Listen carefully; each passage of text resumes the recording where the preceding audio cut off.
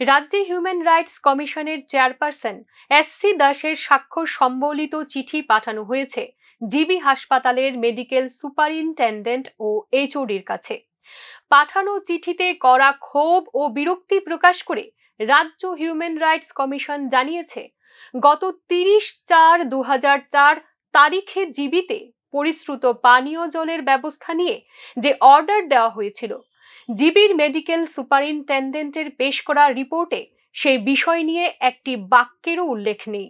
হাসপাতাল প্রশাসনের এই নিষ্ক্রিয় ভূমিকায় কড়া বিরক্তি প্রকাশ করে এই বিষয়টি নিয়ে অবিলম্বে বিস্তারিত রিপোর্ট জমা দেওয়ার জন্য নির্দেশ দিয়েছে রাজ্য হিউম্যান রাইটস কমিশন।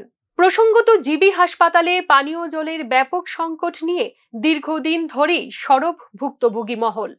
অভিযোগ, হাসপাতালে পানীয় জলের সংকট থাকায় বাইরে থেকে চড়া দাম দিয়ে কিনতে হয় পানীয় জল।